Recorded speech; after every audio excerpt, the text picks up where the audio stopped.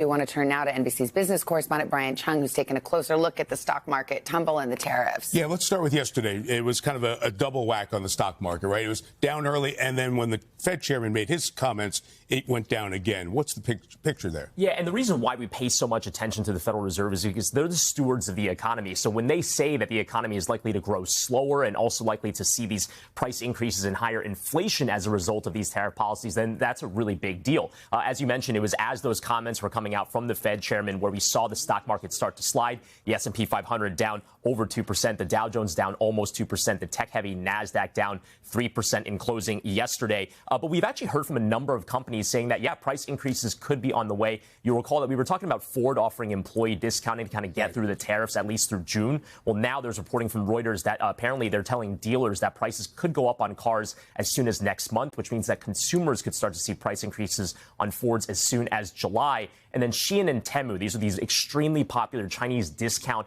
online shops. They're now saying that they're going to raise prices as soon as next week, April 25th.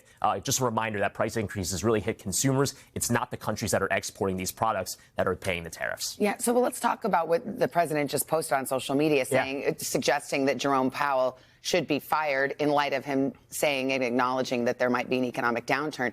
Does the president have the power to unilaterally fire the Fed chair? Yeah, and by the way, during his first term, when he had Fed Chair Powell as the leader of the central bank as well, he was thinking about the idea and many times of maybe firing him. Apparently, legal authority is a bit ambiguous on that, but there have been some recent legal proceedings with other quote-unquote independent agencies, which the Federal Reserve is one of those, that might give him a little bit more leeway to do it this time around. But again, it's still not all that clear whether or not he can do that. Now, if he does and continues to try to make these threats out there, though, that could bring a lot of volatility to markets, again, because the Federal Reserve and Jay Powell are so instrumental to steering interest rates and steering the course of this economy. Powell quoted Ferris Bueller yesterday. Life moves pretty fast. Life moves pretty fast. It's moving really fast right now. Very. Brian, thanks. I thought it was there's a viral tariff scene in Ferris Bueller that's also making the rounds. Yes. Okay. Multiple tariff threads there. All right, Brian, thank you.